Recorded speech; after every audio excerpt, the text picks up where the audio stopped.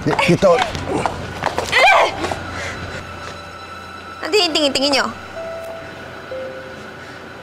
Tinanggalan na ng MMA Fighters Association ng lisensyang makipaglaban si Manuel Soto kasunod ng pananakit nito kay Efraim Esquivel. Nahaharap si Soto ngayon sa kasong serious physical injury.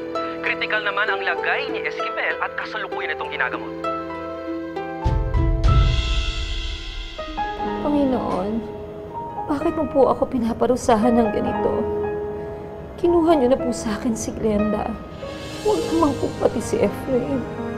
Nakikiusap po ako sa inyo. Kahit kunin niyo na po ang lahat sa akin, huwag lang po ang anak ko. Mahal na mahal ko si Efraim. Iligtas niyo po siya.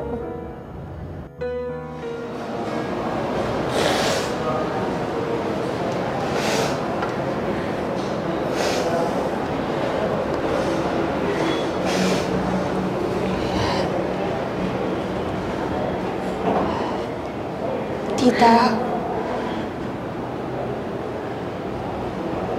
Tita. Tita, tahan na po.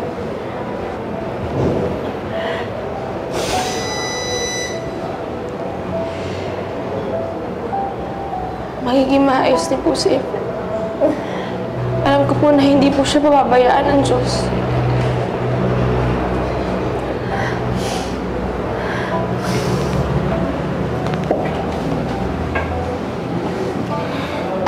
Sabina,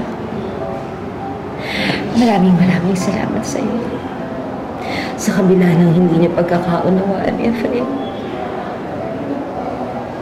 nandito ka pa rin para sa kanya. Hindi ko po kailangan isipin yung tita. Sa oras na to, ang importante po yung kalagayan niya, yung kaligtasan niya. Sabina, may sasabihin ako sa iyo. Hindi totoong may nangyari kay Efraim at kay Angeli. Gawa-gawa lang lahat ni Angeli ang lahat. Yung nakita mo, baka na lang lahat ni Angeli yon para palabasin. Magtaksil sa'yo si Efraim. Dapat sa'yo ang anak ko. Santina, hindi ka na niloko.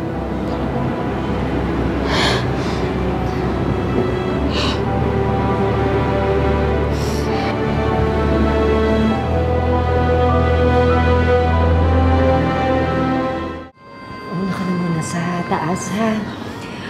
Bababa lang ako. Bibili lang ako ng kape para kay Cesar. Tama na po. Hindi na. Kaya ko na to. Sige na. Umakyat ka na. Mauna ka na sa taas, ha? Sigurado po ba kayo? Sigurado ako.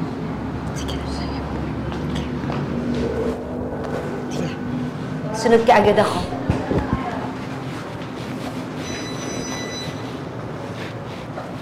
Ay! I'm sorry.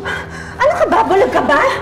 Maris, tingnan mo nga yung dinadaanan mo. Muntik na mabangga yung mukha ko. Alak-alak ang binayad ko sa botox ko. I don't have time for this. Pa-English ka pa, ang yabang mo. Ibagbag sarado naman yung anak mo. Siya ang binalikan ng karma dahil sa ginawa mo kay Angeli. Ulitin mo nga ang sinabi mo. Ang sabi ko, buti nga sa anak mo. Sana nga malubos siya katulad ng tatay niya eh. Nang sa ganon, makapag-isip ka bago ka magbuhat ng kamay mo sa anak ko. Oh my God! Ano, ha? Yung botox ko! Yung botox ko! Hayop ka? Hindi ka inaano ng anak ko. Kaya wag na wag mo siyang pagsasalitaan ng masama. Isang ulit pa, ha? Isang beses pa na insultuhin mo si Efraim o si Cesar. Isusunod kita sa hukay ng asawa mo. Naiintindihan mo ba ako? Ha? Ang mahal-mahal ang binayad ko dito sa botox ko. Buwisit ka! Walang iya ka? Ikaw ang walang iya! Walang iya lang ako sa mga taong walang iya sa mga mahal ko. Tantanan mo ako, Marisa. Tantanan mo ang pamilya ko. Oh, gosh. Grabe. Kailangan ko yata bumalik ka, Dok. Walang iya ka, Johnny.